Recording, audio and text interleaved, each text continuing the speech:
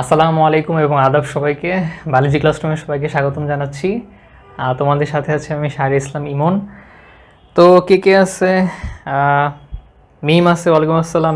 মিতু আছে, ওয়ালাইকুম আসসালাম। আর নবিতা হচ্ছে নতুন, ওয়ালাইকুম আসসালাম। কী অবস্থা তোমাদের সবার? অনেক দিন পরে হচ্ছে লাইভে আসা হলো। তো আই হোপ যে তোমরা সবাই খুব ভালো আছো এবং তোমাদের সাথে আজকের সেশনটা খুব ভালো যাবে। প্রায় কয়েক মাস পরে হচ্ছে শুরু করা, তো তোমাদের যারা ফ্রেন্ড আছে তাদেরকে হচ্ছে মেনশন করো, বলে যে ইমন ভাই ক্লাস নেওয়া শুরু করছে, আসলেই এ প্লাস। হ্যাঁ, আসলে এ প্লাস, পরীক্ষা দেওয়া লাগবে না, আসলে এ প্লাস বলো, তাদেরকে নিয়ে আসো। আর তোমাদের সব কিছু ঠিক থাকলে ভিডিওটা হচ্ছে শেয়ার করে দিও তোমাদের ফ্রেন্ডদের সাথে। তো আজকে আমরা কথা বলবো এইচএসসির সেকেন্ড চ্যাপ্টারে যে ঘাস ফড়িং সেটা নিয়ে। তো যারা এইচএসসি 23 ব্যাচ মানে নতুন নতুন কলেজের ভাব নিবা, তারা হচ্ছে খুব মনোযোগ দিয়ে করবা ক্লাসটা। আর যারা 22 ব্যাচ আসছো তোমাদের তো আগে পড়ছে একটু, আজকে একটু রিভাইজ হয়ে যাবে আর কি। আর 21 ব্যাচ তো পরীক্ষা দিয়েই দিছে। তো মিশু আসো, তারপরে অ্যালিসা আছে, সিনথিয়া, তারপর তাসনিম। আলহামদুলিল্লাহ আমি ভালো আছি, তোমরা কেমন আছো? ভালো আছি বলতেও একটু ইয়া লাগতেছে, কারণ কি যে করোনা খুব বেশি বেড়ে গেছে। তো আমাদের ক্লাসের অনেকেরই করোনা পজিটিভ আসছে, কারণ আমাদের মনে করো হসপিটালে যেতে হয়। তো ওখানে তো অনেক পেশেন্ট। হ্যাঁ, এরকমও হয়েছে যে মনে করো আমি হসপিটালে নিচে দাঁড়ায় আছি, তো এক পেশেন্ট এসে জিজ্ঞেস করতেছে যে ভাইয়া করোনা কোথায় টেস্ট করে? মানে একদম সামনে এসে, বুঝছো, মাস্কও পরা নেই। মানে ওইরকম মোমেন্টে যে কেমন লাগে যে করোনা আছে তার, সে টেস্ট করাবে, একদম কাছে এসে জিজ্ঞেস করতেছে। আবার অনেক সময় দেখা যায় যে করোনা আছে বাট সে জানে না। এরকম অনেক কিছু ফেস করতে হয়। তো দোয়া করো আমার জন্য যাতে আল্লাহ আমাকে সেফ রাখে, তোমরা হচ্ছে অবশ্যই সেফ থাকবা। সোহাগ, ওয়ালাইকুম আসসালাম, ভালো আছি আমি। তারপরে রনি, ওয়ালাইকুম আসসালাম। রনি হচ্ছে নতুন মনে হচ্ছে। অন্তরা, হ্যাঁ মেলা দিন পরে হচ্ছে লাইভে আসলাম। তো তোমাদের ফ্রেন্ডদের হচ্ছে মেনশন করো। করোনা টেস্ট তো অনেক জায়গায় করে, সরকারি যে তোমার হসপিটালগুলা সেখানে তুমি টেস্ট করাতে পারো, ওখানে খরচ কম লাগে। কারণ প্রাইভেটে হচ্ছে তুমি যদি করো অনেক খরচ লাগে, প্রায় 4,000 4,500 টাকা লাগে। তো এই দিক থেকে তুমি যদি সরকারি হসপিটালে করো তোমার খরচটা কম হবে। তুমি গুগলে সার্চ করতে পারো যে কোথায় করোনা টেস্ট করানো হয়, অনেকগুলো লিস্ট পাবা, ওখান থেকে তুমি যে কোনো এক জায়গায় করাতে পারো। এখন একটা ঝামেলা আছে, সেটা হচ্ছে যে তুমি যখন ধরো কারো করোনা নাই, এখন সে যে টেস্ট করাতে যাবে, তো যেখানে টেস্ট করাতে যাবে ওখানে তো অনেক করোনার পেশেন্ট থাকে। তো দেখা যায় যে যার করোনা নাই বাট সে মনে করতেছে টেস্ট করার দরকার, সে টেস্ট করাতে গেল, যাওয়ার পরে ওইখানে যাওয়ার পরে তার করোনা হয়ে গেল। এরকম কিন্তু অনেক হয়। আবার অনেকে দেখা যায় যে হসপিটালে ডাক্তার দেখাতে গেছে, তো ডাক্তার দেখাতে গেছে ধরো নর্মাল ঠান্ডার জন্য, বাট ওখানে অনেক করোনা রোগী আছে, তো যাওয়ার পরে দেখা যায় তার করোনা হয়ে গেছে। এই জন্য আসলে হসপিটাল থেকে যত দূরে থাকা যায় তত বেটার অ্যাকচুয়ালি। তাওয়াক্কুল্লাহ, আলহামদুলিল্লাহ ভালো আছি অনেকদিন পর। সুমাইয়া, কী অবস্থা? এই তো, ওয়ালাইকুম আসসালাম। আবার স্কুল কলেজ মনে হয় না অফ দিবে, এখন যদি বেশি ছড়িয়ে যায় তাহলে হয়তো দিতে পারে বা সীমিত, বাট আগের মতো এত লকডাউন দিবে না। কারণ নতুন যে ভেরিয়েন্টটা এটা হচ্ছে অনেক দ্রুত ছড়ায় কিন্তু অতটা ডেঞ্জারাস না। এটা মানে খুবই ফাস্ট ছড়ায়, যে আমরা যে ক্লাস করতেছি না, মানে আমরা এত স্যানিটাইজার ইউজ করতেছি, মাস্ক পরতেছি সবসময় খুব সাবধানে, তারপরেও ছড়ায় যাচ্ছে। তো আজকে যেহেতু অনেক দিন পরে ক্লাস, তো আমরা আসলে আজকে গল্পই বেশি করব, তোমাদের খবরাখবর শুনবো। যে সবাই তো জিজ্ঞেস করতেছো যে ভাইয়া কেমন আছেন? ভাইয়া আলহামদুলিল্লাহ ভালো আছি, তোমরা কেমন আছো এটা বলো, তোমাদের কি অবস্থা সেটা বলো আমাকে।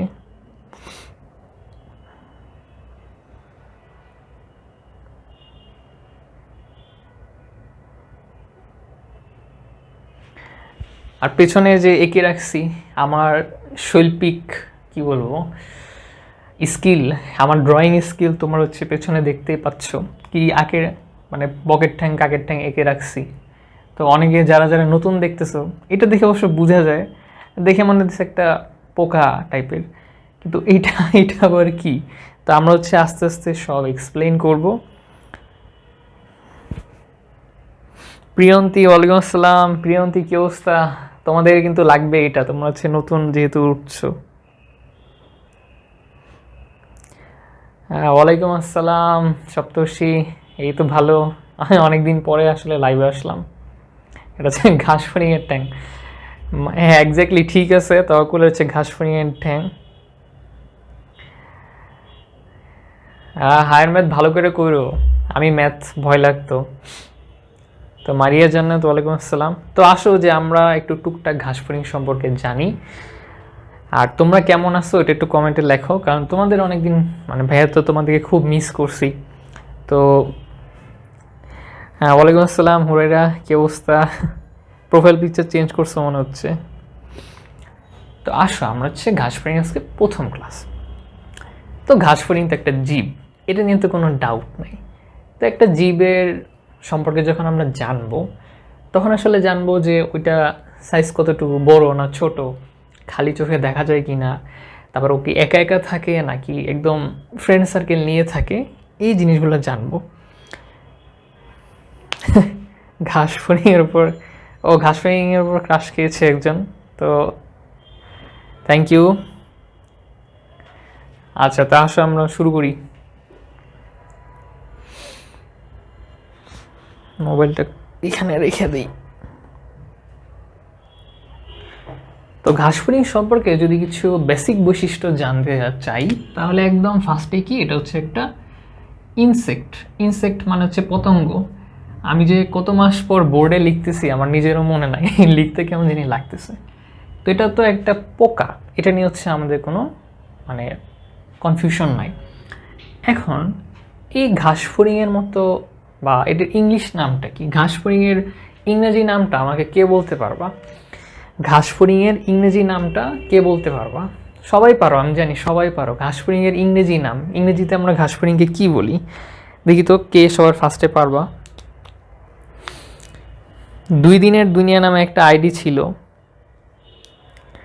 ও মার্জিয়া, সরি সরি। না না, ভুলি নাই। ভাইয়া মনে হয় ইদানিং চোখে কম দেখতেছি, বয়স হয়ে গেছে। তো ঘাসফড়িংকে আমরা ইংরেজিতে কি বলি? একটা দাঁত ভাঙা মনে হচ্ছে। কই না তো, দাঁত আল্লাহর মধ্যে ঠিক আছে।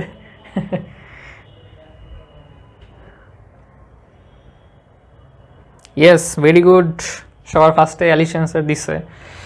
তারপর হচ্ছে সপ্তর্ষি, হচ্ছে গ্রাস হপার। তো ঘাসফড়িং ইংরেজি কি? গ্রাস হপার। তো এখানে গ্রাস মানে আমরা জানি কি ঘাস, আর হপার মানে কি, যে যে লাফায়। হ্যাঁ, যে হচ্ছে লাফায়। আমার মনে আছে ক্লাস 2তে মনে হয় আমরা একটা ইংলিশ ফটোতে একটা কবিতা পড়ছিলাম যে হোপ হোপ হোপ। হোপ মানে হচ্ছে লাফ দেওয়া। তাহলে হপার বা এটা হপও বলা হয়। তো হপার মানে যে লাফায়। তাহলে ঘাসের উপরে যে লাফিয়ে লাফিয়ে চলে সেটাই কি? ঘাস ফড়িং। ঠিক আছে, এখান থেকে হচ্ছে নামটা আসছে। তা আমাদের মনে করো যে অনেকটা মিয়া থাকে না, অনেকে বলে না যে চাচাতো ভাই, মামাতো ভাই, বলে না যে গ্রামের চাচাতো ভাই, এরকম বলে অনেকে। চাচাতো ভাইয়ের আবার মাইন্ড করো না, ফান হিসেবে বলতেছি। তো এই ঘাসফড়িংয়ের হচ্ছে একটা চাচাতো ভাই আছে, সেই চাচাতো ভাইটাকে বলা হয় পঙ্গপাল। পঙ্গপাল, পঙ্গপাল, পঙ্গপাল। এটাকে আমরা বলা হয় লোকাস্ট। লোকাস্ট বলা হয়। তো আমার মনে আছে যে গত বছর যখন করোনা, গত বছর না আসলে 2020 সালের লাস্টের দিকে যখন করোনা অনেক বেড়ে গেল, তখন একটা নিউজ আসছিল যে পঙ্গপাল বা হচ্ছে লোকাস্ট যেগুলো আছে এগুলা অনেক বেশি ছড়াইছে। তো এগুলা একটু ভীতিকর বা ভয়ের, কারণ কি, এই পঙ্গপালগুলা একদম হাজার হাজার ঝাঁক বেঁধে এরা হচ্ছে যে একটা এলাকায় অ্যাটাক করে। এখন এরা এলাকায় যে কি করে, মারামারি করে। অবশ্যই মারামারি করবে না। এরা কি করে যে স্পেশালি যেগুলো একটু গ্রীষ্মকালীন দেশ আছে, ওই সব দেশে, যেমন মনে করো আফ্রিকাতে বেশি অ্যাটাক হয়, এগুলো কি করে একদম মনে করো হাজার হাজার, মানে ঘাসফড়িংয়ের মতো দেখতে এবং হচ্ছে বাদামি কালারের। তো ঘাসফড়িংয়ের চাচাতো ভাইকে পঙ্গপাল, ওগুলো হচ্ছে বাদামি কালারের একটা মাঝারি সাইজের পোকা। এখন বলে না ছোটো মরিচের ঝাল বেশি, তো মাঝারি সাইজের হইলেও এগুলো এত বেশি পরিমাণে থাকে যে যে এলাকায় অ্যাটাক করে ওই এলাকার শস্য খেয়ে একদম 12টা বাজায় ফেলে। তবে শস্য খাইলে কি সমস্যা? শস্য খেলে সমস্যা যে ওই এলাকার যে মানুষ তারা কি খাবে, তারা কীভাবে বা বেঁচে থাকবে, তখন দেখা যায় ওখানে দুর্ভিক্ষ দেখা যায়। তো এরকম অনেক প্রবলেম হয়। তো পরীক্ষায় আসতে পারে যে পঙ্গপালের গায়ের রং কী? ওয়ালাইকুম আসসালাম আশির, সমস্যা নেই, আমরা মাত্রই শুরু করলাম। তো এটা কিন্তু মনে রাখবা যে পঙ্গপালের যে কালারটা হচ্ছে বাদামি কালার এবং হচ্ছে অনেকগুলো একসাথে এরা উড়াউড়ি করে। তো এটা এখন আমরা জানবো যে ঘাসফড়িং আসলে কয়টা, ও কি একা? দেখো মানুষের মধ্যে তো অনেক ভেরিয়েশন আছে, কত কত দেশ আছে, তাহলে বেচারা ঘাসফড়িং বলে কি আমরা তাকে একটু মান সম্মান দিব না? অবশ্যই দিব। তো ঘাসফড়িংয়েরও অনেকগুলা প্রজাতি আছে, এটা কিন্তু খুবই ইম্পর্টেন্ট, এটা কিন্তু তোমার মেডিকেল অ্যাডমিশনেও আসে। তাহলে তুমি যদি পুরো পৃথিবীর কথা চিন্তা করো যে সম্পূর্ণ পৃথিবীতে, ঠিক আছে, সম্পূর্ণ পৃথিবীতে ঘাসফড়িংয়ের কতগুলো প্রজাতি আছে, খুবই সিম্পলভাবে মনে রাখবা 20,000। অনেকে হয়তো মাথায় হাত দিয়ে বসে পড়বো যে 20,000 প্রজাতির ঘাসফড়িং, এক্স্যাক্টলি 20,000 প্রজাতির ঘাসফড়িং। তো এটা তো ইম্পর্টেন্ট পৃথিবীরটা, বাট এটার থেকেও বেশি পরীক্ষাতে যেটা আসে সেটা হচ্ছে বাংলাদেশে কত। বাংলাদেশে কেউ কি পড়ছো নাকি যে বাংলাদেশে কত প্রজাতি, কেউ বলতে পারবা? এ বই না দেখে বইলো কিন্তু। ওয়ালাইকুম আসসালাম মিমকে নতুন মনে হচ্ছে। তো বাংলাদেশে কত, এটা কিন্তু পরীক্ষাতে বেশি আসে। তো এটা তোমরা পৃথিবীটা যদি ভুলেও যাও, বাংলাদেশটা মনে রাখতে হবে অবশ্যই। তো বাংলাদেশটা খুবই সহজ, যে পৃথিবীতে ছিল 20,000, তুমি বাংলাদেশে জাস্ট 1000টা কেটে দিবা, তাহলে মানে কি বাংলাদেশে 20 প্রজাতির ঘাসফড়িং আছে। এটা কিন্তু খুবই ইম্পর্টেন্ট, এটা কিন্তু একদমই ভুল করা যাবে না। তো ঘাসফড়িংয়ে বাংলাদেশে ভাই 20 প্রজাতির, এখন এতগুলার মধ্যে কোনটা একটু বেশি পাওয়ারফুল বা হচ্ছে একটু বেশি সংখ্যায় থাকে, এটা পরীক্ষাতে আসবে। তো এটার সায়েন্টিফিক নামটা তোমাকে মনে রাখতে হবে। এটা কিন্তু জ্ঞানমূলকে আসার মতো খুবই ইম্পর্টেন্ট, যে বাংলাদেশে যেটা সবচেয়ে বেশি পাওয়া যায় সেটার বৈজ্ঞানিক নাম কি সেটা মনে রাখবা। পয়কিলোসেরাস,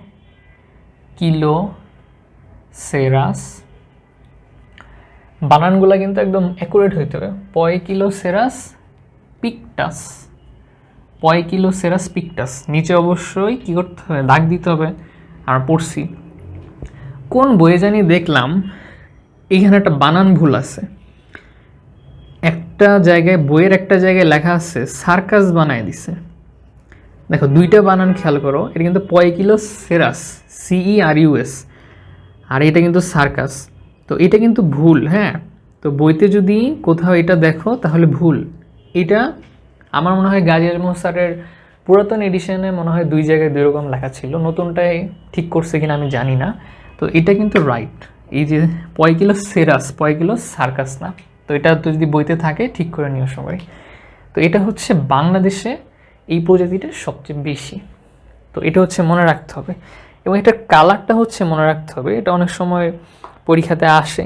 এটার কালারটা হচ্ছে উজ্জ্বল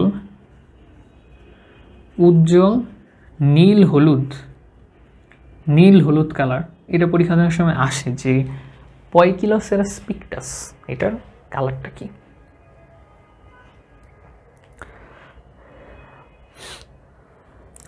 তাইফুর ওয়ালাইকুম আসসালাম। জেরিনিয়াস, জেরিন হচ্ছে পিটা বাদ গেছে। হ্যাঁ অনেক দিন পর তাইফুর, তোমাকে দেখে ভালো লাগলো। তো হ্যাঁ জেরিন, তুমি হচ্ছে পারছো, তো এটা হচ্ছে ভুল করা যাবে না। তাহলে প্রজাতি হচ্ছে আমরা জানলাম, তো প্রজাতি মুছে ফেলি। এরপরে হচ্ছে কি দেখা যায়, ও এরপরে হচ্ছে আরেকটা জিনিস, এটা পরীক্ষাতেও তো আসে না, সেটা হচ্ছে যে তোমরা অলরেডি দেখতে পাচ্ছ যে এটার কথা বলি, ধরো এটা ঘাসফড়িং, তো এটার মাথায় 2টা কালো দাগ দিছি, দেখে মনে হতে ঘাসফড়িংকে শিং আছে নাকি, শিং নাই, এটা হচ্ছে ওর অ্যান্টেনা। তেলাপোকাতে অ্যান্টেনা দেখছো না, তেলাপোকার সামনে যেরকম সুর এরকম এরকম করে, ওটা দেখলেই তো গা শিনশির করে। তো এটা হচ্ছে অ্যান্টেনা, তো এখন এই অ্যান্টেনার কিছু প্রকারভেদ আছে, যে কিছু ঘাসফড়িং আছে যাদের অ্যান্টেনা লম্বা, তাহলে হচ্ছে অ্যান্টেনার উপর ভিত্তি করে আমরা দুইটা ভাগে ভাগ করতে পারি। একটা হচ্ছে কি লম্বা অ্যান্টেনা, লম্বা অ্যান্টেনা যুক্ত, আর হচ্ছে খাটো অ্যান্টেনা যুক্ত। অ্যান্টেনার উপর ভিত্তি করে এখন তোমরা বুদ্ধি করে অ্যান্সার দাও তো, যে বাংলাদেশে যে প্রজাতিটা বেশি পাওয়া যায় ওইটার অ্যান্টেনা খাটো হবে নাকি লম্বা হবে? একটু বুদ্ধি করে দাও তো, যে বাংলাদেশের প্রেক্ষাপটে আসলে কোনটা হইতে পারে। যে বাংলাদেশে যে পয়কিলোসেরাস পিকটাস গোত্রটা আছে, তো এটার অ্যান্টেনা কি লম্বা অ্যান্টেনা না খাটো অ্যান্টেনা? একটু দেখি বুদ্ধি করে অ্যান্সার দাও, দেখি কারটা হয়।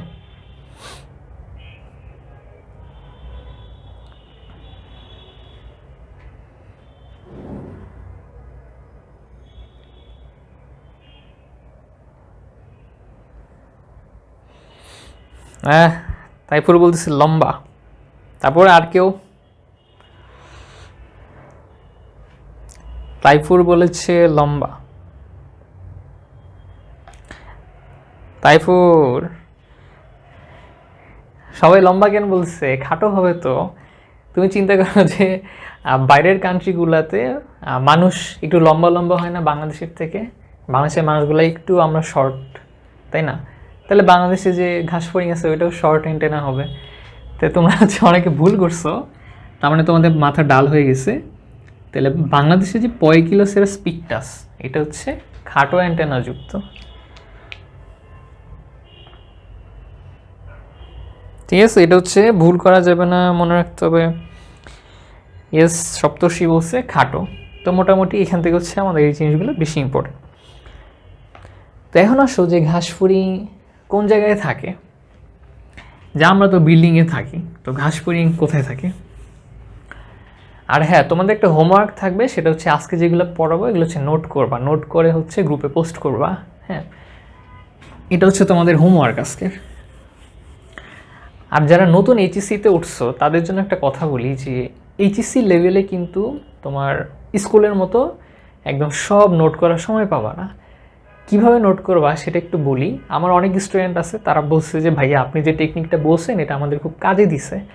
তো এই টেকনিকটা আমি সবাইকেই বলি, যে একদম কলেজ লাইফ থেকে শুরু করে তোমার অ্যাডমিশন পর্যন্ত এই জিনিসটা যে কত হেল্প করবে এটা তুমি পরীক্ষা দেওয়ার পরে বুঝতে পারবো, যে ভাইয়া আপনি একটা ভালো কথা বলছিলেন। সেটা হচ্ছে যে প্রত্যেকটা চ্যাপ্টারে আমি যেরকম এরকম শর্টকাট করে লিখলাম না প্রতিটা চ্যাপ্টারে, তোমরাও এত কিছু লেখা লাগবে না, এটা লেখার তো দরকার নাই। তো তোমরাও কী করবা, প্রত্যেকটা চ্যাপ্টারে শর্ট এবং ইম্পর্টেন্ট জিনিসগুলো একদম শর্টকাট করে লিখে রাখবা। মনে করো যে একটা চ্যাপ্টার তুমি জাস্ট 3-4 পেজের ভিতরে এরকম শর্টকাট করে ইম্পর্টেন্ট জিনিসগুলো রাখবা। এটাতে কী লাভ? এটাতে লাভ হচ্ছে যে তুমি পরীক্ষার আগে জাস্ট এক পলক ইম্পর্টেন্ট টপিকগুলো দেখে রাখলা। একটা কথা মনে রাখবা, যে সব জানে সে কিন্তু ভালো স্টুডেন্ট না, বা ভালো স্টুডেন্ট কিন্তু সব জানে না।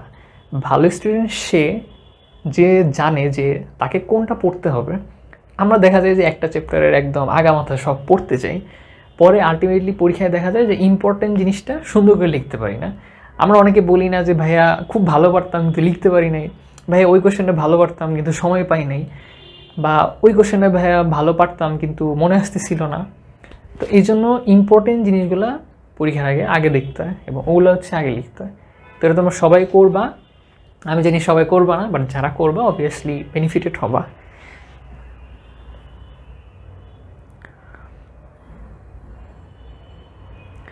আচ্ছা, তো এখন আমরা আসি যে ঘাসফড়িং ভাইয়া কোথায় থাকে। তো আমরা তো বিল্ডিংয়ে থাকি, আর কত কত জায়গায় থাকি, কিন্তু ঘাসফড়িং তো এমনি নান্না মুন্না সাইজের ছোট মানুষ, সে তো মানে খুবই প্রতিকূল জায়গায় থাকতে পারবে না। তাহলে ঘাসফড়িংয়ের বাসস্থান।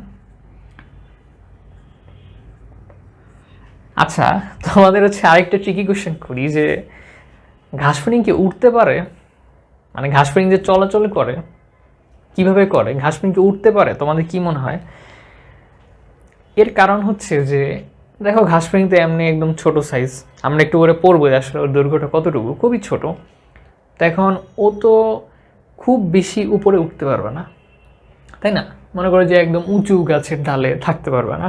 অবভিয়াসলি নিচু যে ভূমিগুলা, তৃণভূমি যেগুলো একদম ঘাস বা হচ্ছে কি বলবো, ধান গাছ, গম গাছ, ছোটো ছোটো কিছু উদ্ভিদ আছে না, ওই সব জায়গাগুলোতে কিন্তু ওরা বেশি থাকে।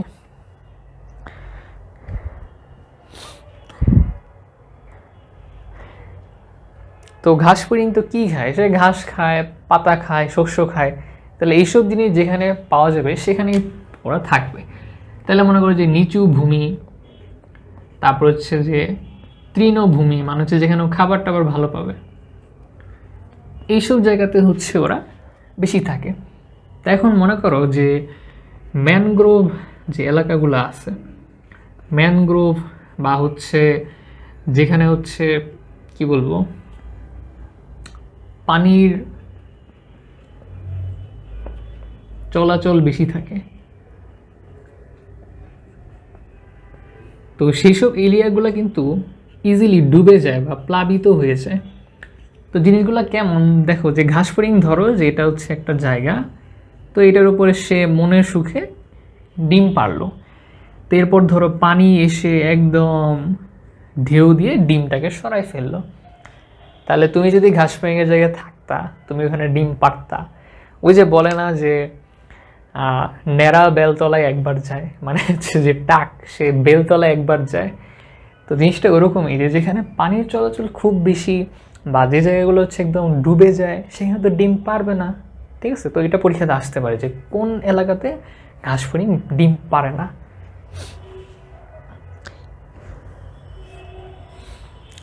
ওয়ালাইকুম আসসালাম মাহি।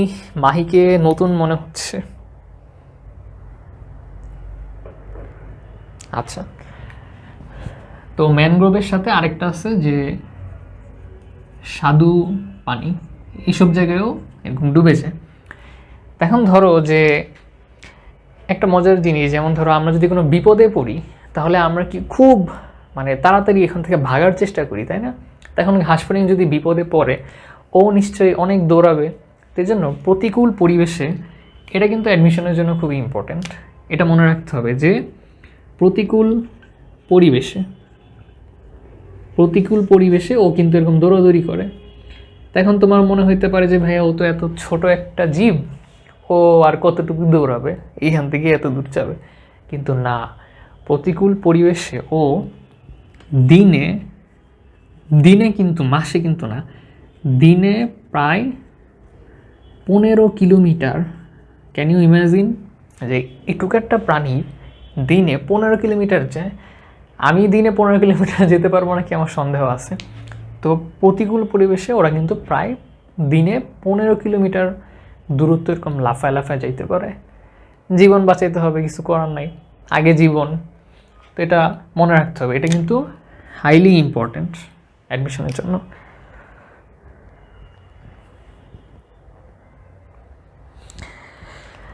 রিপা বলতেছে অনেকদিন পরে দেখলো। দীপ্ত, হ্যালো দীপ্ত। হ্যাঁ, অনেকদিন পরে হচ্ছে ভাইয়া আসলাম। তো প্রতিকূল পরিবেশে তা প্রায় 15 কিলোমিটার যায়, এটা হচ্ছে খুব বেশি ইম্পর্ট্যান্ট। এবার আসো যে থাকার জায়গা তো হইল, তো আমরা বলি না যে বসতে দিলে মানে খেতে দিলে বসতে চায়। তখন বসার জায়গা তো ফিক্স, সে কোথায় থাকবে, নিচু ভূমিতে থাকবে। এবার আসলে যে খাদ্য, সে আসলে কি খাবে? তো ভাইয়া কিন্তু অলরেডি বলেই দিলাম যে সে হচ্ছে পাতা, শস্য এগুলা খায়। তো ঘাস ফড়িং যখন একদম বাচ্চা অবস্থায় থাকে, যে ডিম ফুটে বের হয়েছে, তো ডিম ফুটে যে ডিম ফুটার ডিম ডিম ফোটার পর যে ছোট যে ঘাস ফড়িং, সেটাকে বলা হয় নিম্ফ। নিম্ফ। তোমরা কিন্তু আবার নিব্বা নিব্বি লেখা দিও না, হ্যাঁ, যে ঘাস ফড়িংয়ের বাচ্চা নাম হচ্ছে নিব্বা নিব্বি, এটা কিন্তু নিম্ফ। হ্যাঁ, নিম্ফ।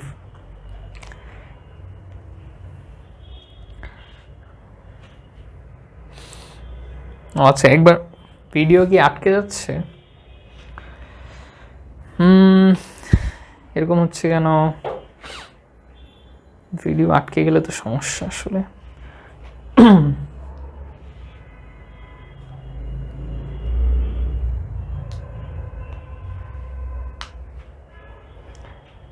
আচ্ছা, একটু একটু আটকানোর প্রবলেম হচ্ছে।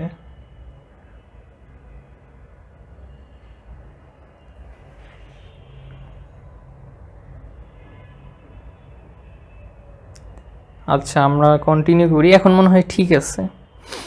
তো না না, লাইভ হচ্ছে মাঝে মাঝে একটু আটকে যায়, ওই যে এইচডিতে স্ট্রিমিং করলে মোবাইলের উপর অনেক প্রেশার পড়ে, তো এই জন্য দেখা যায় তখন একটু আটকে আটকে যায়।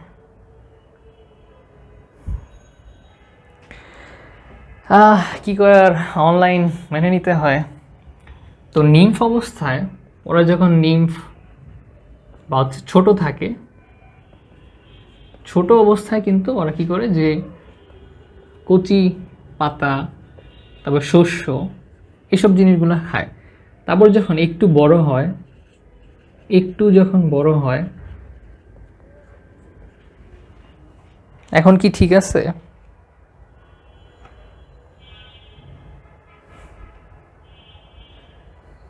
তো একটু যখন বড় হয় তখন হচ্ছে যে একটু শক্ত খাবার খায়, একটু শক্ত খাবার খায়। আর যখন একদম বড় হয়ে যায় তখন তো সে হচ্ছে অনেক কিছুই খায়।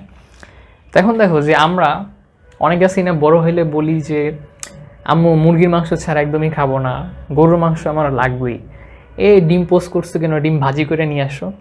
তো এরকম দেখা যায় যে অনেকে আছে সব সব ধরনের খাবার খায়। আমি যেমন ধরো পটল, তারপরে চিচিঙ্গা, তারপর করলা মাঝে মাঝে খাই, তারপর আরও কী আছে ধুন্দুল, এগুলা হচ্ছে যে আমি একদমই দেখতে পারি না।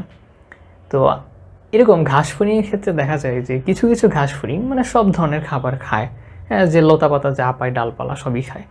আবার কিছু আছে যে একটু ভিআইপি টাইপের, তারা হচ্ছে যে কিছু নির্দিষ্ট খাবার খায়, যে আমার ওইটা লাগবে, ওই গাছের ডাল লাগবে, ওই শস্যটা লাগবে। তো এইভাবে হচ্ছে ওরা খাদ্য নির্বাচন করে। ওয়ালাইকুম আসসালাম রাদিদ। আর লাইভ কি এখন ঠিক আছে নাকি এখনও আটকে যাচ্ছে? তো তোমরা ক্লাসের মাঝে মাঝে মাঝে একটু দোয়া দুরুদ পড়ে যাতে লাইভ আটকে না যায়। তো খাদ্য, ও খাদ্যের মধ্যে পরীক্ষাতে যেটা আসে ওটা তো বলতে মনে নাই, যে পরীক্ষাতে একদম ফার্স্টে আসবে তৃণভোজী, তৃণভোজী বা শাকাশী। যে ঘাস ফড়িং কেমন, ওরা কি মাংসাশী প্রাণী নাকি শাকাশী প্রাণী, তৃণভোজী প্রাণী? তো এটা কিন্তু অবশ্যই মনে রাখতে হবে, কারণ ঘাস ফড়িং কিন্তু মাংস খায় না, ও কি গাছপালা লতা পাতা খাচ্ছে। তার মানে ওরা কিছু তৃণভোজী বা শাকাশী। এটাকে ইংলিশে কি বলে?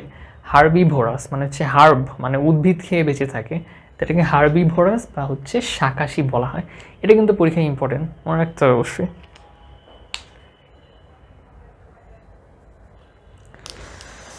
তানহা মৃধা ওয়ালাইকুম আসসালাম, হৃদয় ওয়ালাইকুম আসসালাম, সিয়াম কি অবস্থা? সিয়াম হচ্ছে আমার অনেক পুরাতন স্টুডেন্ট। তো এবার আসলে ইম্পর্টেন্ট পার্টে, সেটা হচ্ছে যে এখন আমরা ছবি নিয়ে হচ্ছে ডিসক্রাইব করবো যে ছবিতে আসলে আমরা কী কী জিনিস দেখতে পাচ্ছি। তার মানে বাহ্যিক গঠন, যে যেমন তোমরা যেমন আমাকে দেখতেছো এখন, যে ভাইয়ার চুল এরকম, ভাই একটা চশমা পরে, ভাইয়ের কান এরকম, ভাইয়ের ঠোঁট এরকম, গাল এরকম, নাক এরকম, চোখ এরকম। তো বাহ্যিক গঠনেও কিন্তু আমরা একটা জীবের যে বাইরে থেকে দেখতে কেমন সেটা হচ্ছে আমরা দেখি। তো আসলে যে আমরা শুরু করি বাহ্যিক গঠন, এবং বাহ্যিক গঠন কিন্তু খুব ইম্পর্টেন্ট।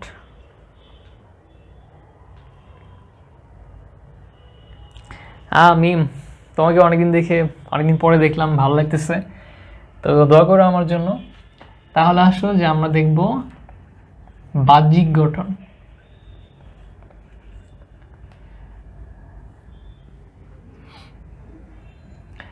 তো বাহ্যিক গঠন যে এটার দিকে তাকাও।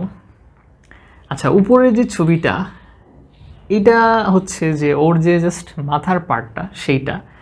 তো অনেকে বলে না যে ভাইয়া আমার বাম সাইডের ছবিটা ভালো আসে, তো অনেকে হচ্ছে এইভাবে দাঁড়ায়, ছবি পোজ দেয়, হ্যাঁ এইভাবে তুলেন। আর অনেকে বলে যে ডান সাইডে অ্যাঙ্গেলটা ভালো আসে, অনেকে হচ্ছে ডান সাইড হয়ে দাঁড়ায়। আবার অনেকে বলে যে ভাই আমি সামনে থেকে এরকম, অনেকে হচ্ছে এইভাবে তাকায়। তো এরকম হয়তো ঘাস ফড়িংয়ের ছবি তোলার সময় ঘাস ফড়িং ফটোগ্রাফারকে বলছিল যে ভাই আমার তো সাইড ছবি ভালো আসে, তো সাইড ছবি তোলেন। এই জন্য বইতে হচ্ছে সাইডের ছবি দেওয়া আছে, ঘাস ফড়িংয়ের যে ফেসটা সেটা হচ্ছে সাইড থেকে দেওয়া আছে। তো তো এটা হচ্ছে ঘাসফড়িংয়ের মাথার সাইড ভিউ। তো তোমরা হচ্ছে আমার ছবিটাকে 10-এ কত রেটিং দিবা বলো? আমার ছবি আঁকার স্কেলে তোমরা 10-এ কত রেটিং দিবা?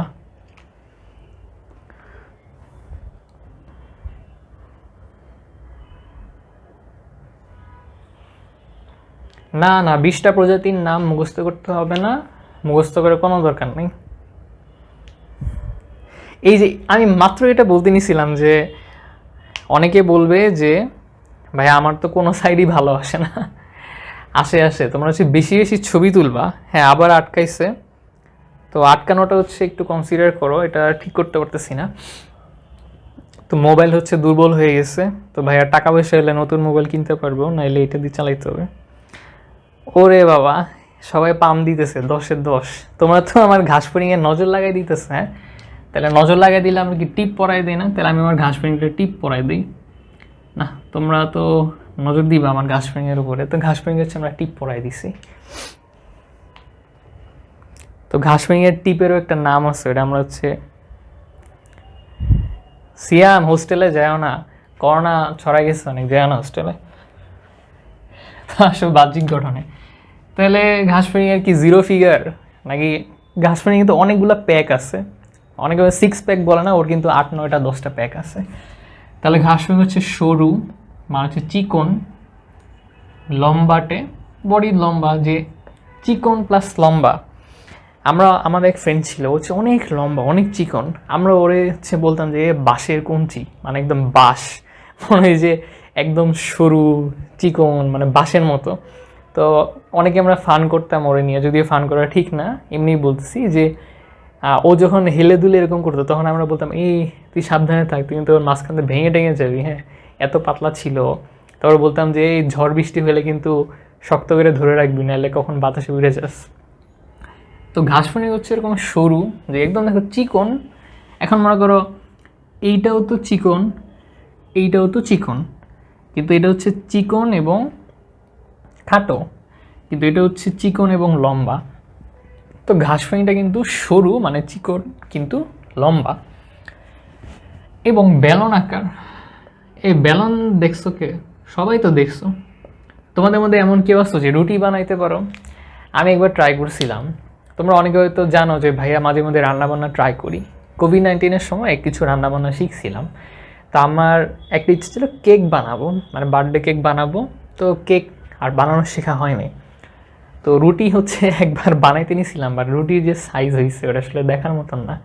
এখন তো অনেক সুবিধা, যে দোকানে দেখি যে তোমার রুটি বানানোর জন্য মেশিন পাওয়া যায়, যে আটার দোলা গোল করে ওখানে দিলে তুমি যে চাপ দাও সুন্দর গোল রুটি হয়েছে। তো ওই বেলনের মতো দেখতে, যে ওর এটা কিন্তু দেখতে এরকম বেলনের মতো, তাহলে সরু লম্বা বেলন।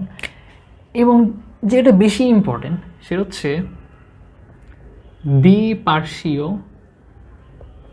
দ্বিপার্শ্বীয় প্রতিসম। এখন যারা নতুন আসো তারা ভাবতেছো ভাইয়া দ্বিপার্শ্বীয় প্রতিসম জিনিসটা কি অ্যাকচুয়ালি? আবার আটকাইছে, যাক আটকে গেছি, কিছু বলার নাই। ওয়ালাইকুম আসসালাম আন্নেশা, এই অনেকদিন পরে লাইভ আসলাম, তাও যদি এরকম করে প্রবলেম। সলিউশন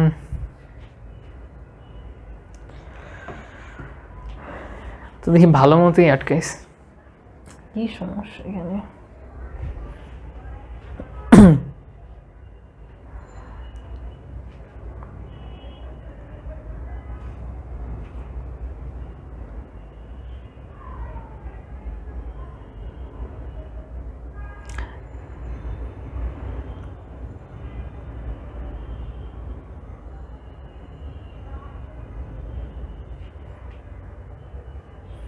আচ্ছা, আমি দেখি একটু ব্রাইটনেস কমায় দিই, তাহলে হয়তো মোবাইলের উপর প্রেশারটা কম পড়বে।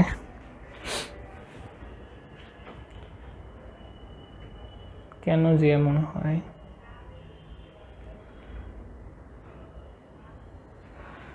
So sad.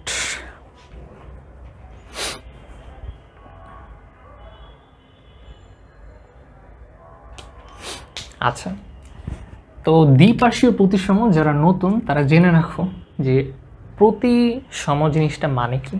মনে করো এটা হচ্ছে একটা মার্কার, বা আমি লম্বা করে ধরি। এখন দেখো মার্কারটা যদি আমি মাঝখান দিয়ে কেটে ফেলি তাহলে দুইটা ভাগ পাবো। দুইটা ভাগ দেখতে কিন্তু মানে একটা এটার সাথে সিমিলার, একটু কঠিন লাগতেছে। সিম্পলি যদি বলি যে ধরো একটা প্রজাপতি, তো ভাইয়া প্রজাপতি আঁকতে পারি না, তো কেউ মজা নিও না। তো ধরো প্রজাপতিকে আমি মাঝখান দিয়ে কেটে ফেললাম, তো মাঝখান দিয়ে কেটে ফেললে এইটা একটা পার্ট, এটা একটা পার্ট।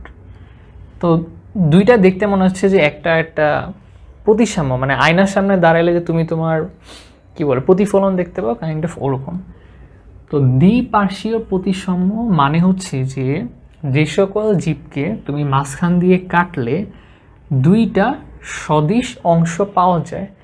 যেসব জীবকে যদি মাঝখান দিয়ে তুমি কাটো বা মাঝ বরাবর একটা তল কল্পনা করো, তাহলে দুইটা সদিশ পার্ট তুমি পাবা, তাদেরকে বলা হয় দ্বিপার্শ্বীয় প্রতিসাম্য। এবং এটা হাইলি ইম্পর্টেন্ট, পরীক্ষায় আসতে পারে যে নিচের কোনটি দ্বিপার্শ্বীয় প্রতিসাম্য। তো এখানে অনেকগুলো অপশন থাকতে পারে। তুমি যদি দেখো ঘাস ফড়িং, সুন্দর করে দাগা দিয়ে আসবা। বা জ্ঞানমূলকে যদি আসে যে ঘাস ফড়িংয়ের কোন ধরনের প্রতিসাম্যতা দেখা যায়, তুমি কি লিখবা? দ্বিপার্শ্বীয় প্রতিসাম্য।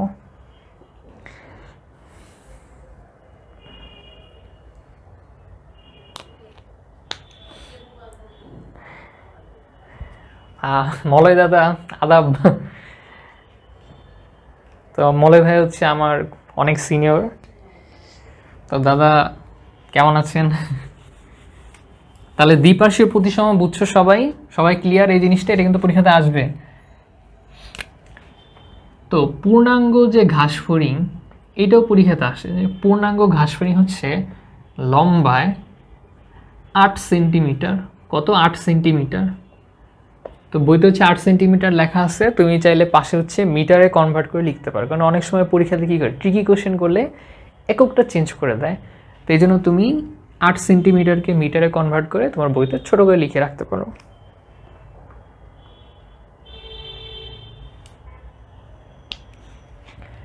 তো পূর্ণাঙ্গ ঘাস ফড়িং হচ্ছে 8 সেন্টিমিটার।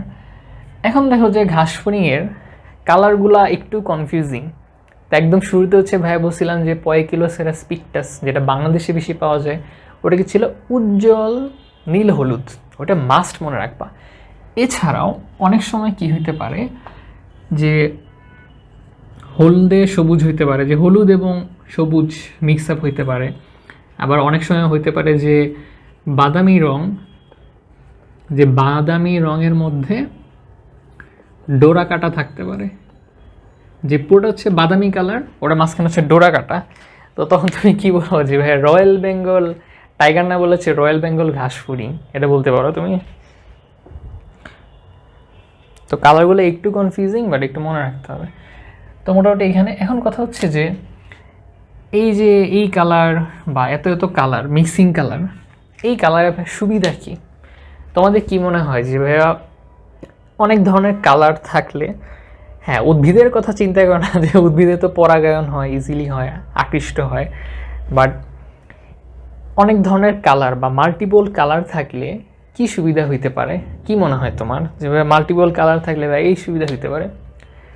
মানে আকর্ষণের কথা মাথায় এনো না, অন্য কিছু হইতে পারে কি? একটু চিন্তা করো তো যে ভাই অনেকগুলা কালার থাকলে আসলে কি লাভ হচ্ছে।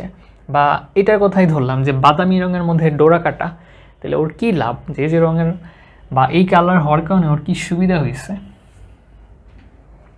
কী সুবিধা হয়েছে চিন্তা করো। যে ও তো জঙ্গলে থাকে, ও তো জঙ্গলে থাকে, পাতার মধ্যে থাকে, লতা পাতার আড়ালে থাকে। তো এখন এই লতা পাতার আড়ালে হচ্ছে থাকার ফলে এবং অনেকগুলো কালার হওয়ার কারণে কি সুবিধা হইতে পারে? এনিওয়ান, কারো কোনো আইডিয়া আছে?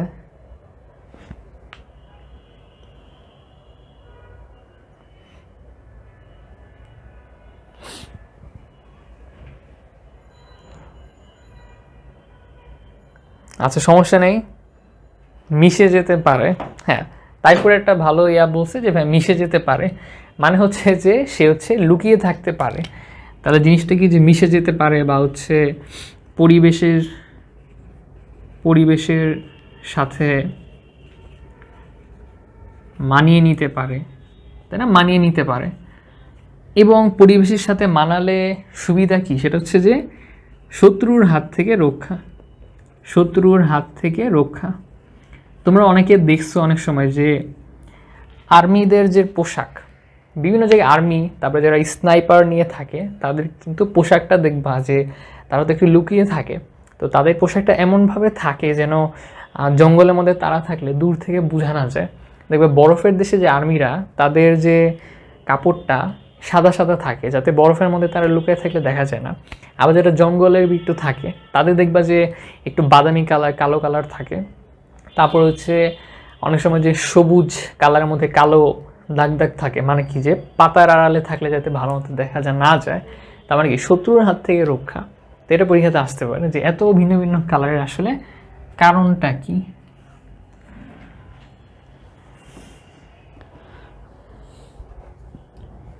ইয়েস, ভেরি গুড, অনেকে বলছে পরে। আচ্ছা, এখন আমরা দেখবো যে ওর গঠনটা কেমন, মানে কি দিয়ে তৈরি। আমাদের যেমন ধরো যে চামড়া আছে, হাড়গোড় আছে, তো ওদের আসলে গঠনটা কেমন। তো ওদের যে বহিকঙ্কাল, বহিকঙ্কাল মানে হচ্ছে যে কঙ্কালই ধরো আর কি বাইরের দিকে ইয়া, তো ওদের যে বহিকঙ্কাল, বহিকঙ্কাল হাইপোডার্মিস, হাইপোডার্মিস থেকে তৈরি, বা হাইপোডার্মিস মিশ্রিত পদার্থ। তো এই জিনিসটার মানে কি?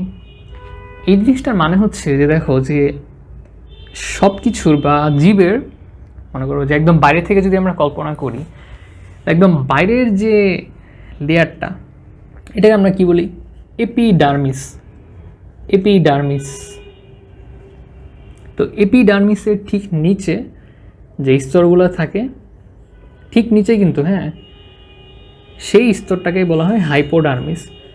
হাইপো মনে করবা নিচে বা হচ্ছে কম,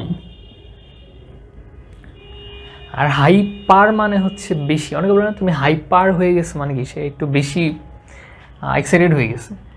তাহলে এপিডার্মিস হচ্ছে একদম বাইরে, এবং এপিডার্মিসের পরের যে লেয়ার সেটাকে হাইপোডার্মিস বলা হয়। তো ঘাসফড়িঙে তো এপিডার্মিস আসলে ওরকম নাই।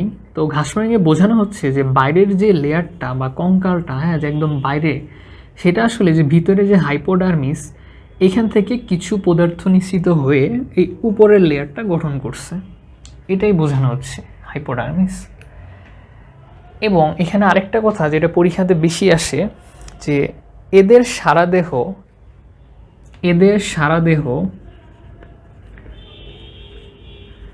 কাইটিনযুক্ত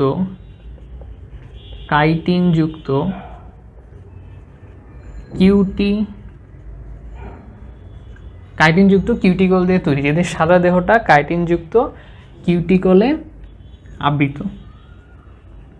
তো এগুলো জাস্ট পদার্থের নাম। যেমন কাইটিন জিনিসটা হচ্ছে এক ধরনের গ্লুকোজ পলিমার। গ্লুকোজ তো সবাই জানো, তো পলিমার মানে কি যে অনেকগুলা গ্লুকোজ মিলে মিলে মিলে মিলে একটা পদার্থ তৈরি করছে। তো কাইটিন হচ্ছে ওরকম, যে অনেকগুলো গ্লুকোজ মিলে একটা পদার্থ, সেটা হচ্ছে কাইটিন। কিউটিকল হচ্ছে তোমার এক ধরনের রাসায়নিক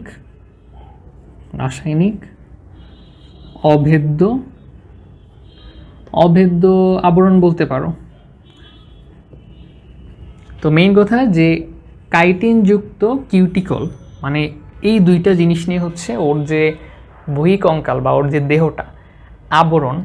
এবং কিউটিকল কিন্তু অভেদ্য মানে হচ্ছে যে অনেকটা রেইনকোটের মতো। নাইলে তো মনে করো যে ওর গায়ে যদি পানি পড়ে, তাহলে পানি তো শরীরের ভিতরে ঢুকে যাবে, বা যে কোনো জিনিসই পড়লো। তো এই জন্য উপরে হচ্ছে একটা রেইনকোট টাইপের মতো থাকে। তো এই দুইটা মনে রাখতে হবে, যে কাইটিনযুক্ত কিউটিকল পরীক্ষায় কিন্তু পেঁচাই দিতে পারে, যে কিউটিকলযুক্ত কাইটিন বা কাইটিনবিহীন কিউটিকল, অনেক ধরনের পেঁচাই দিতে পারে। তো তোমাকে মনে রাখতে হবে যে কাইটিনযুক্ত কিউটিকলে হচ্ছে আবৃত। তো কাইটিন হচ্ছে একটা গ্লুকোজ দিয়ে তৈরি একটা কেমিক্যাল, আর কিউটিকল হচ্ছে একটা অভেদ্য রাসায়নিক আবরণ।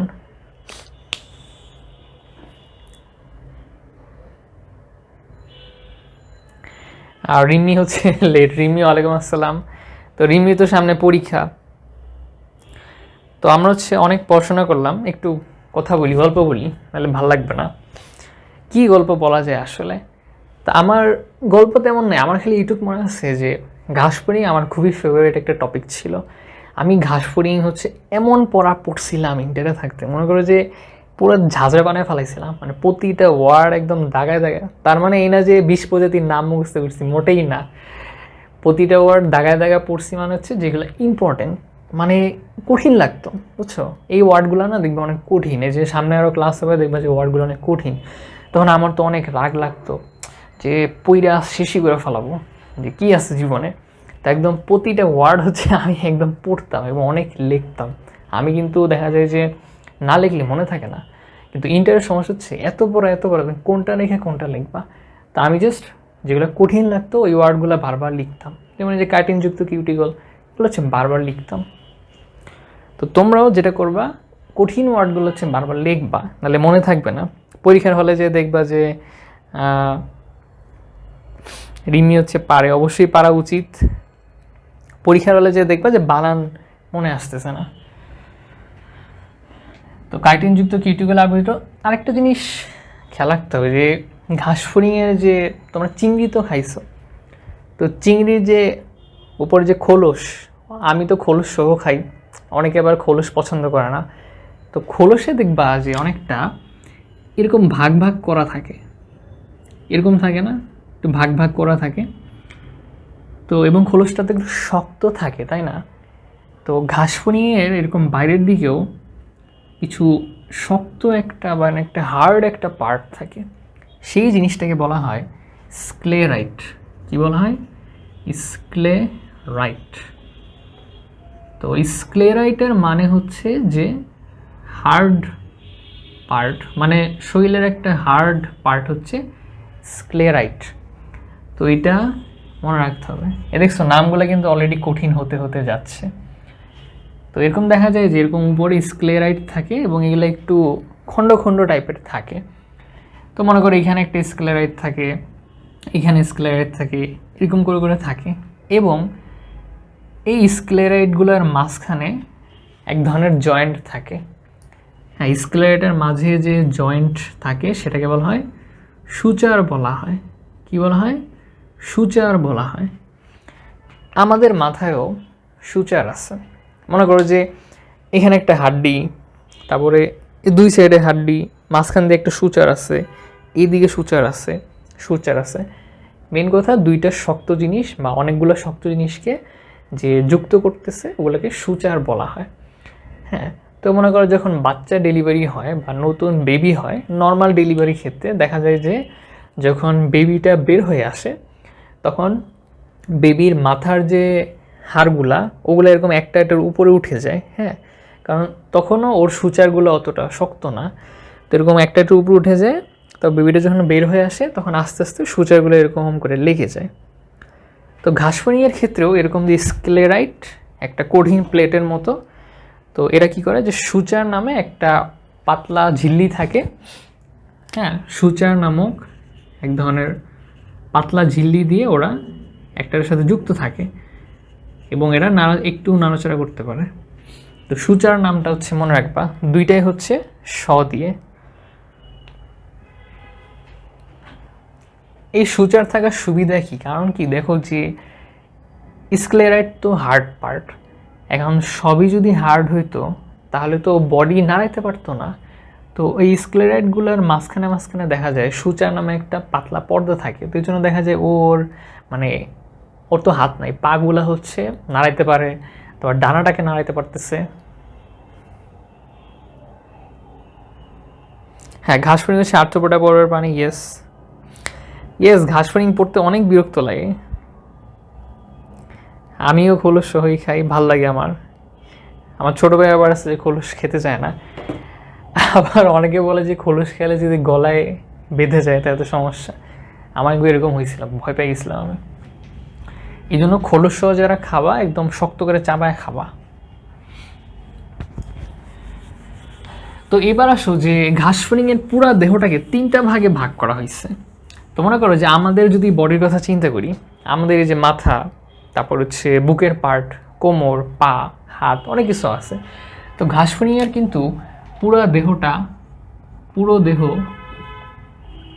তিনটা অংশে ভাগ করা হয়েছে। তো এটা হচ্ছে মাথা, আর হচ্ছে বক্ষ, আর হচ্ছে উদর। তো মাথা হচ্ছে হেড, বক্ষ মানে থোরাক্স, উদর হচ্ছে অ্যাবডোমেন। তো দেখো এইটুকু হচ্ছে মাথা, এটুকু বক্ষ, এটা হচ্ছে পরেরটুকু হচ্ছে উদর। তিনটা পার্টে ভাগ করছে, মেজর তিনটা পার্ট, পরীক্ষাতে আসবে কিন্তু মেজর তিনটা পার্ট। তখন ভাই মাথায় কি কি থাকে? তো মাথায় দেখো যে ভাইয়া দেখাইছি গ্রিন কালার, এটা হচ্ছে পুঞ্জাক্ষী, মানে ওদের হচ্ছে একটা চোখ, চোখটাকে বলা হয় কি পুঞ্জাক্ষী বলা হয়। তাহলে পুঞ্জাক্ষী থাকবে। তারপর হচ্ছে এই যে লাল কালার, এগুলোকে বলা হয় অ্যান্টেনা। পুঞ্জাক্ষী থাকবে, অ্যান্টেনা থাকবে। তারপরে এই যে টিপ দিছিলাম মনে আছে, আমরা যে টিপ পরাই দিছিলাম, এটা কিন্তু ওসেলি বা হচ্ছে সরলাক্ষী। যে ঘাসফড়িংয়ের যে দুইটা চোখ না, দুই চোখের মাঝখানে এরকম ছোট ছোট ওসেলি থাকে বা সরলাক্ষী থাকে। তাহলে হচ্ছে সরলাক্ষী। মুখে আর কি থাকে? মুখ দিয়ে আমরা কি করি? খাবার খাই না? তাহলে আর কি থাকবে? মুখোপাঙ্গ, মানে মুখের উপাঙ্গ, মানে যেগুলো হচ্ছে খাওয়া দাওয়া করে, চাপানোর কাজে যেগুলো লাগে।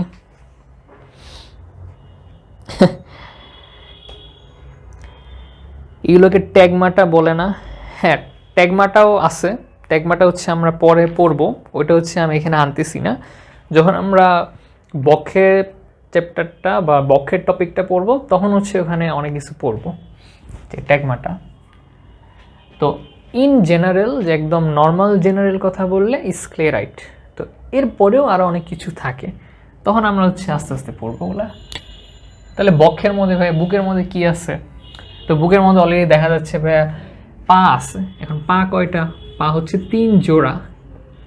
3 জোড়া। আমি কি 3 জোড়া আঁকছি? ইয়েস, আঁকছি। এইটা একটা, এইটা একটা, আর এইটা বড় একটা। তাহলে এই পাশে 3টা, ওই পাশে 3টা, তাহলে 6টা।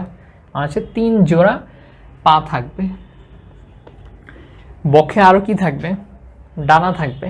উঠতে পারে না, বাট হেল্প তো করে, একটু উঠতে তো সাহায্য করে। মনে করে যে একটু উঠলো আবার নামলো, আবার একটু উঠলো আবার নামলো, যাতে অনেক বড় বড় লাভ দিতে পারে। এখন পাখা কয়টা? তো পাখা হচ্ছে এই সাইডে 2টা, ওই সাইডে হচ্ছে 2টা। তার মানে হচ্ছে 2 জোড়া। আমরা পাখা বলি না, আমরা আসলে ডানা বলি। 2 জোড়া ডানা। তো বক্ষে হচ্ছে আপাতত এটুকু মনে রাখো। উদরের পার্টে কি থাকে? উদরের পার্টে এরকম ছোট ছোট শ্বাসরন্ধ্র থাকে।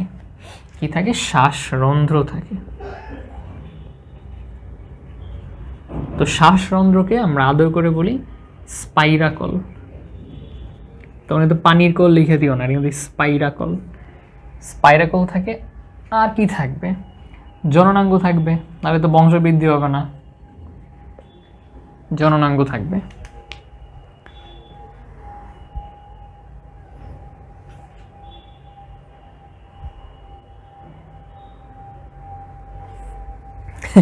ঘাসফড়িংয়ের মস্তিষ্ক নাই। ঘাসফড়িংয়ের মস্তিষ্ক তো থাকার কথা তো অবশ্যই, কিন্তু আমাদের তো এত কিছু জানা লাগবে না, এই জন্য আর কি দেয় নাই। এটা একটা ভালো কোশ্চেন, ঘাসফড়িং আসলে ব্রেইন আছে নাকি? ব্রেইন তো থাকা উচিত, নাহলে ব্রেইন ছাড়া কীভাবে বাঁচবে? কিন্তু যেহেতু আমরা খুব শর্ট করে পড়তেছি, এই জন্য একটা প্রাণীর তো অনেক কিছু আছে। বাট আমরা দেখা যায় ব্রেইনের যদি টপিকটা দিত, তাহলে ওখানে আবার স্নায়ুতন্ত্র চলে আসতো, খুবই জটিল হয়ে যেত। এই জন্য আর বেশি জটিল করা নাই, শর্টকাটও বলা যায় না, যে পরিমাণ বইতে দিছে ইন্টারের বইতে, এগুলো পড়তেই হচ্ছে যে আমাদের জন্য হালুয়া টাইট হয়ে যায়। তাহলে 3টা পার্ট একদম মনে রাখতে হবে। তো এবার আসলে যে মাথাতে আসলে আমরা কি কি দেখতে পাই? মাথাতে আমরা কি দেখতে পাই?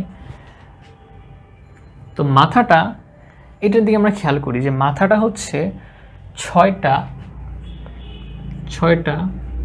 ভ্রূণীয় খণ্ড নিয়ে তৈরি। ভ্রূণীয় খণ্ড মানে হচ্ছে যে একদম ওই যে বাচ্চা অবস্থায় থাকে না, ওই বাচ্চা অবস্থা থেকে একটা এরকম 6টা পুরোপুরি খণ্ড না, মানে হালকা পাতলা খণ্ড এরকম হয়ে 6টা পার্ট থাকে। তো এরকম 6টা ভুনীয় খণ্ড নিয়ে হচ্ছে এটা গঠিত। এবং এটার মাথাটা দেখতে নাশপাতির মতো। কিসের মতো? নাশপাতির মতো। তো একবার আমি পরীক্ষা নিয়েছিলাম এক জায়গায় যে ঘাসফড়িংয়ের মাথা দেখতে কেমন। তো এখানে দুষ্টামি করে একটা অপশন দিছিলাম যে ঘাসফড়িংয়ের মাথা হচ্ছে জাম্বুরার মতো।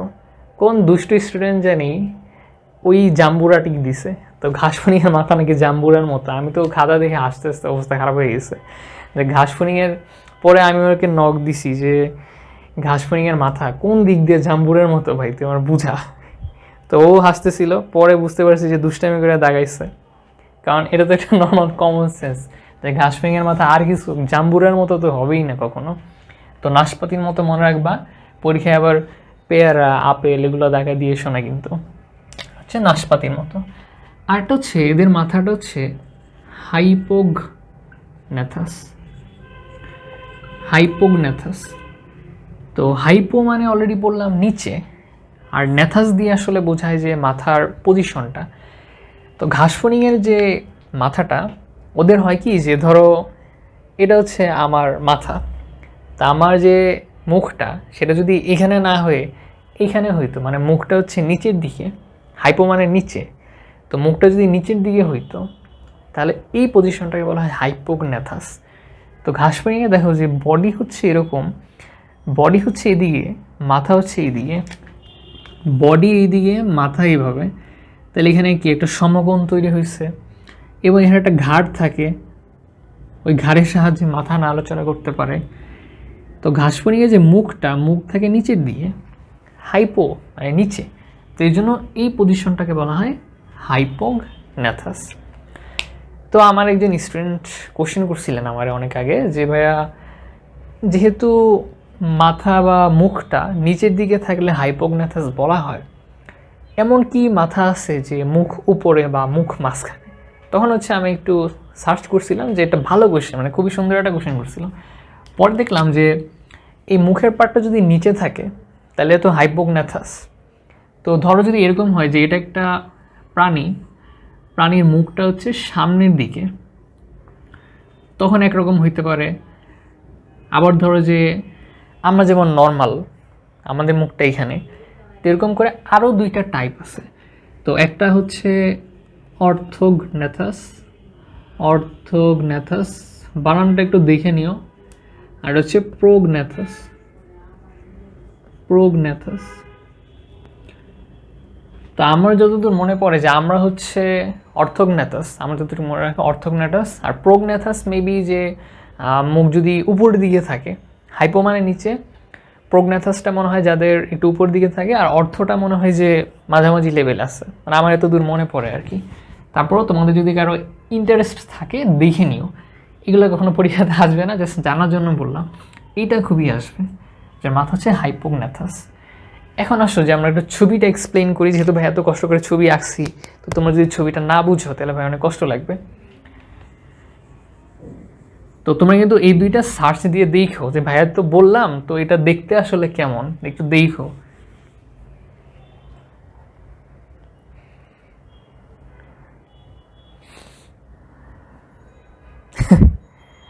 আপেল না, ঘাসফড়িংয়ের চোখের গঠন মানুষের মতো না, তবে অন্যান্য পোকামাকড়ের চাইতে একটু উন্নত ধরনের। তাহলে মাথার হচ্ছে যে একদম যে পুরো এরিয়াটা একটা খোলসের মতো, এই জিনিসটাকে বলা হয় এপিক্রেনিয়াম। এপিক্রেনিয়াম, এপিক্রেনিয়াম বলা হয়। তো রাত যত যাচ্ছে ভিউয়ার তত কমে যাচ্ছে, সবার মনে হয় ক্ষুধা লাগছে, এই জন্য হচ্ছে ভিউয়ার চলে যাচ্ছে। তো আমি মাথাটা শেষ করেই হচ্ছে যে মানে তোমাদেরকে ছুটি দিয়ে দিব, কারণ মাথা শেষ না করলে ছবি আঁকলাম ওরা বৃথা যাবে। তো তোমরা থাকো, যাও না, আর ভিডিও হচ্ছে শেয়ার করে দিও, তাহলে হচ্ছে অনেকের কাছে পৌঁছাবে, ভাইয়ার হচ্ছে ক্লাস নেওয়াটা সার্থক হবে। আচ্ছা, তো এপিক্রেনিয়াম মনে রাখবা, এপি মানে হচ্ছে উপরে, আর ক্রেনিয়াম মানে হচ্ছে যে খুলি, মানে মাথার খুলি, বা এটাকে অনেক সময় বলা হয় হেড ক্যাপসুল। হেড ক্যাপসুল বলা হয়, হেড ক্যাপসুল। তো হেড ক্যাপসুলে কী কী আছে? তো একদম দেখবা যে আমরা বলি না যে মাথার চান্দি গরম হয়ে গেছে বা মাথার তালু গরম হয়ে গেছে, তো ঘাসফড়িং এরকম একটু ত্রিকোণাকার তালুর মতো আছে, এটাকে বলা হয় ভার্টেক্স। কি বলা হয়? ভার্টেক্স বলা হয়। তাহলে আমরা একটা পাইলাম যে ভার্টেক্স, ভার্টেক্স। তারপরে এই যে এইদিকে মানে হচ্ছে এরকম গালের সাইডটা, এটাকে বলা হচ্ছে কি জেনা, এটাকে বলা হচ্ছে জেনা বলা হচ্ছে। তারপরে জেনার নিচে হচ্ছে এই জায়গাটা, এটা কি ক্লাইপিয়াস, ক্লাইপিয়াস। তো এগুলো কিন্তু অবজেক্টিভে আসে, এগুলো কিন্তু সিকিউতে আসে না, পরীক্ষা আসতে পারে যে মাথার পার্ট কোনগুলা। আরেকটা হচ্ছে ফ্রন্স, তোমরা কিন্তু আবার ফ্রান্স লিখে দিও না, তো এগুলো মনে রাখতে হবে, ভার্টেক্স, জেনা, ক্লাইপিয়াস, ফ্রন্স। অনেকে কোশ্চেন করতে পারো যে ভাইয়া ছবি আঁকা লাগবে নাকি, কোনো দরকার নেই, ছবি আসবে না, এগুলো এমসিকিউর জন্য। তো এইগুলা। তারপরে হচ্ছে মাথায় আর কি কি থাকে, অলরেডি হচ্ছে ভাইয়া বললাম যে একজোড়া পুঞ্জাক্ষী থাকে, একজোড়া পুঞ্জাক্ষী। ইগনোর মাই ব্যাড হ্যান্ডরাইটিং, বোর্ডে হচ্ছে আমি ভালো লিখতে পারি না আর মার্কারগুলো পিছলা।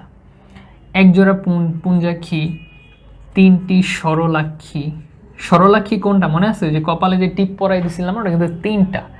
তাহলে একজোড়া পুঞ্জাক্ষী, তিনটি সরলাক্ষী, একজোড়া অ্যান্টেনা। এগুলো কিন্তু একদম ঠাড়া মুখস্থ থাকতে হবে, ভুল করা যাবে না পরীক্ষাতে, কোনোভাবে ভুল করা যাবে না।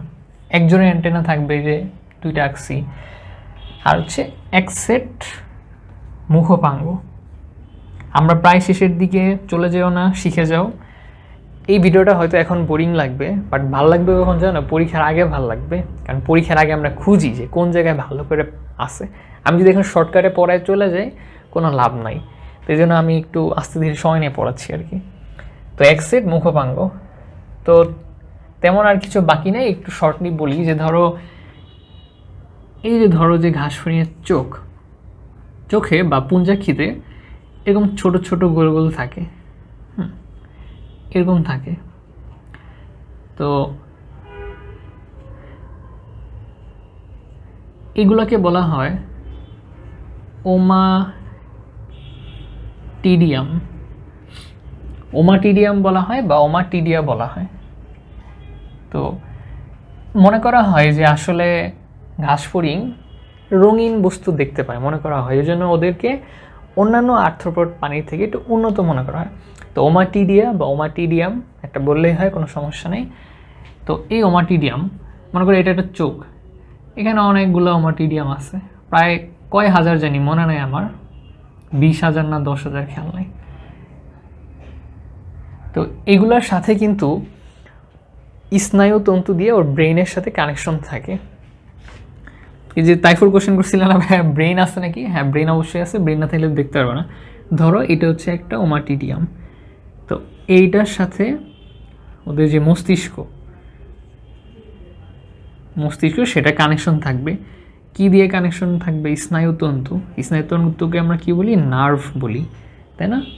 তো তখন মস্তিষ্ক থেকে সিগন্যাল দেয় এবং হচ্ছে দেখতে পারে। তাহলে ওমাটিডিয়ামগুলো কিন্তু অনেকটা রেটিনার মতো কাজ করতেছে। সরি, ওমাটিডিয়া না, আমি অন্যটার কথা বলছি। আচ্ছা, এখানে একটু মিস্টেক হয়েছে, আমার একটু পেঁচাই গেছে। এতক্ষণ যেটা বললাম যে মস্তিষ্কের সাথে যে কানেকশন, সেটা আসলে ওমাটিডিয়াম না, সেটা আসলে ওসেলির কথা বলতেছিলাম। এটা একটু ঠিক করে নিও, দুইটা পেঁচলে গেছিলো। ওমাটিডিয়ামকে ওমাটিডিয়ামের জায়গায় রেখে দাও, সমস্যা নেই, ওটা হচ্ছে রঙিন বস্তু দেখতে সাহায্য করে। তো ওমাটিডিয়ামের পরে যে সরলাক্ষী বা হচ্ছে ওসেলি, এই ওসেলিয়ের সাথে হচ্ছে নার্ভের মাধ্যমে মস্তিষ্কের সাথে কানেকশন থাকে, এবং এই ওসেলি হচ্ছে তোমার দেখতে সহায়তা করে, এবং এটা হচ্ছে অনেকটা, এবং এখানে হচ্ছে অনেকগুলো সংবেদী কোষ থাকে যারা হচ্ছে আলো অ্যাবজর্ব করতে হেল্প করে। এরকম হচ্ছে এগুলো হচ্ছে পরীক্ষাতে তো আসে না, বাট তোমাকে রিডিং পড়তে হবে, তোমাকে যাতে পরীক্ষায় একবার যদি এমসিকিউতে দিয়ে দেয় তাহলে তুমি যাতে পারো, এই জন্য তোমাকে পড়তে হবে। এখানে অনেক কথা আছে, সব মনে রাখতে হয় না, কিন্তু আমি যতগুলা মনে পড়তেছে জাস্ট বলে যাচ্ছি, যাতে তোমার বই পড়ার সময় মনে পড়ে যে ভাইয়া এটা বলছিল, হ্যাঁ, তখন যাতে কিছু অচেনা না লাগে এটা। তাহলে পুঞ্জাক্ষী পড়লাম, সরলাক্ষী পড়লাম, অ্যান্টেনা নিয়ে তেমন পড়ার দরকার নেই, অ্যান্টেনাতে 3টা পার্ট আছে, নামগুলো দেখে নিবা, স্কেপ, পেডিকল, ফ্লাজেলাম। এরকম 3টা নাম আছে। আর মুখপাঙ্গ হচ্ছে আমরা আজকে পড়বো না, মুখপাঙ্গ অনেক পড়া আছে, এটা লাগবে। আর এখান থেকে হচ্ছে যেটা খুবই ইম্পর্টেন্ট সেটা হচ্ছে যে ওর পুঞ্জাক্ষীর মধ্যে যে এরকম ছোট ছোট গোল গোল থাকে, ঠিক আছে, এগুলোর নাম কি? ওমাটিডিয়া বা ওমাটিডিয়াম। এটা পরীক্ষাতে আসতে পারে। তো ওমাটিডিয়াম হচ্ছে পুঞ্জাক্ষীর গঠনগত এবং কার্যকরী একক। পরীক্ষা আসতে পারে যে পুঞ্জাক্ষী বা ঘাসফড়িং পুঞ্জাক্ষীর গঠনগত এবং কার্যকরী এককের নাম কি? ওমাটিডিয়া বা ওমাটিডিয়াম। বা পরীক্ষা আসতে পারে হোয়াট ইজ ওমাটিডিয়া, তখন বলবা যে ঘাসফড়িংয়ের পুঞ্জাক্ষীর গঠনগত ও কার্যকরী একককে বলা হয় ওমাটিডিয়া। ঠিক আছে, তো এই মোটামুটি। তো আর তেমন কিছু নাই।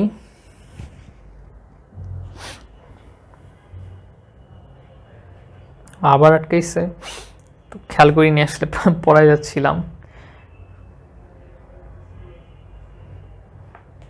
তো অ্যান্টেনার কিন্তু আরেকটা নাম আছে, সেটা হচ্ছে শুঙ্গ।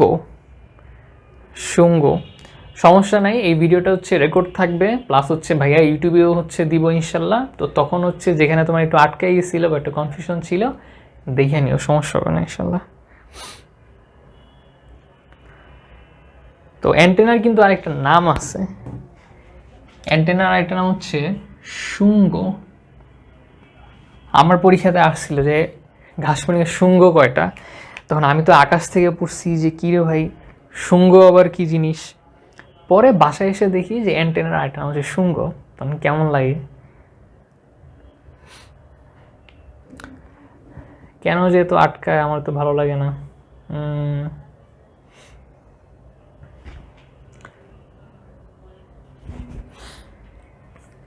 আচ্ছা সমস্যা নাই, তোমরা হচ্ছে যেখানে একটু আটকে যাচ্ছিলো ওটা হচ্ছে ইউটিউব থেকে দেখে নিও, ভাই হচ্ছে রেকর্ড এখানে থাকবে।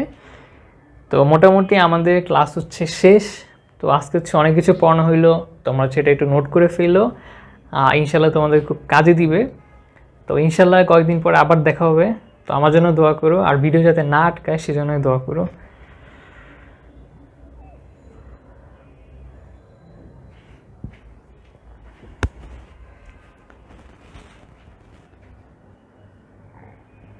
কেন যেহেতু বাফারিং করতেছে, মানে আমি নিজেও বুঝতে পারতেছি না।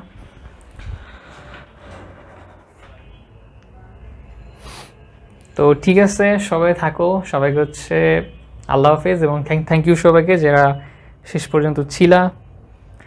তো দেখা হবে পরবর্তী ক্লাসে, সবাইকে আল্লাহ হাফেজ এবং গুড নাইট।